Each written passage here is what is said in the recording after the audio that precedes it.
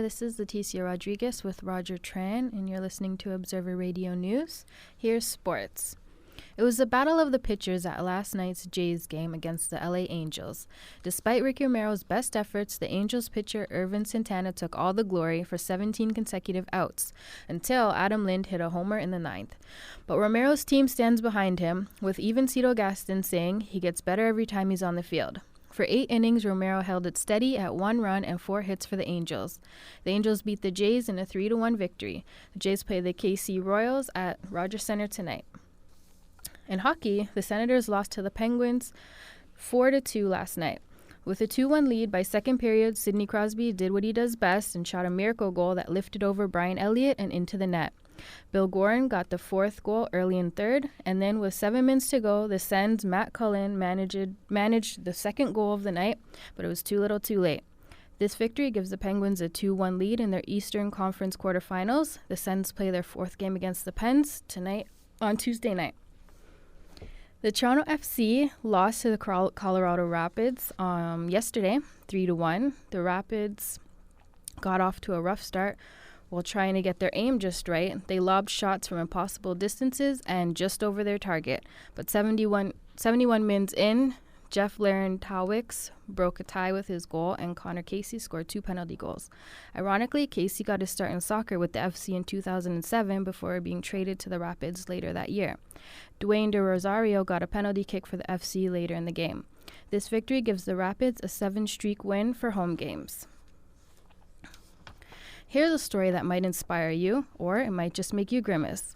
You've probably heard of the UFC, but how about TFC? That stands for the Fight Club. A Canadian company put their first televised pay-per-view event on Saturday. Observer Radio News' John Spratt has the story of a local man who traveled a long way towards his dream of becoming a champion. Some people do whatever they can to avoid a fight, while others will travel a long way to get in one. That's the case with David Bodrug. He's grown up in Toronto and is a professional mixed martial arts fighter. Bodrug beat Doug Newman at the Fight Club 10 in Edmonton on Saturday night. With the win, he improved his record to 2-0. And during the end, that's another time when I took his back and I flattened him out, and I felt my arm go underneath his throat, and I turned him over, and before I could really even crank hard on it, I'd already made him quit. In his mind, he was looking for a way out, so as soon as my arm went around his neck, without even cranking on it, he already tapped out.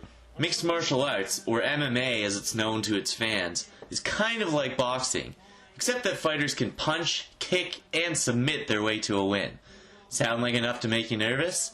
Not for Bodrug. Walking down to the ring and everything, I play that situation in my head over and over again, so when I actually get time to doing it, it just feels natural to me, and in my head I've been there 1,000 times before. So I don't get too nervous. Sport is still illegal in Ontario, but hundreds of fighters train here.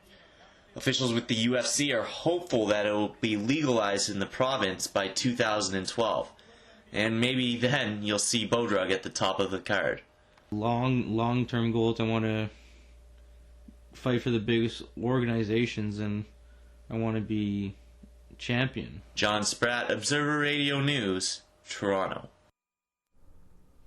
The International Luge Federation will release a report today that tells us who and what is responsible for the death of Georgian luger Nodwar Kumartashvili. He died on February 12th while racing down the luge track at the 2010 Olympics.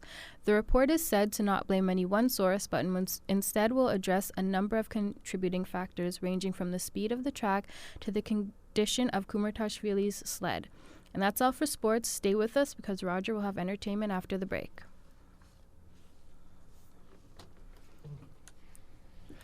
Hi everyone.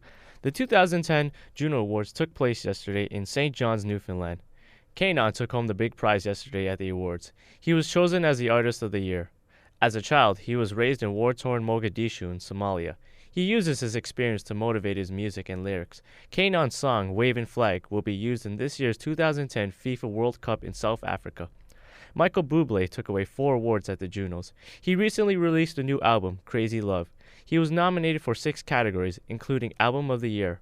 Also, April Wine will be inducted into the Canadian Music Hall of Fame. Bryan Adams received the Alan Waters Humanitarian Award for his charitable work throughout his career. The Junos will take place in Toronto for the 2011 edition. Are you feeling brave? The Royal Ontario Museum in downtown Toronto dares you to brave the new Bat Cave this month. Thousands of parents and kids put their fears to the test over the March break as they came to check out the sights and sounds. Carrie Prunskis has the story.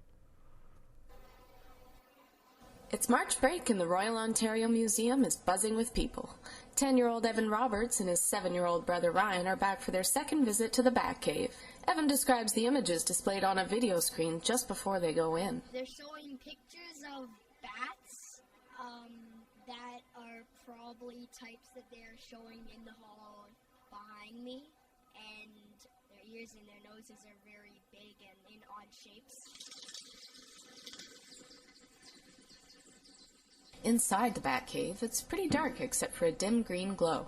With the use of animatronics, bats hang from the ceilings and hundreds of insects cover the ground beneath them.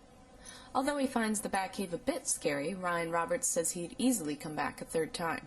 He explains what he likes best about bats. I like that some of them are colorful, and I like that they call them vampire bats because they suck blood. For other bat enthusiasts like Ryan, you have until March 28th to check out the Bat Cave. But if you plan to go over the March break, gallery facilitator Andrew Peters says arrive early. If they want to get into the Bat Cave, definitely come before 11 a.m.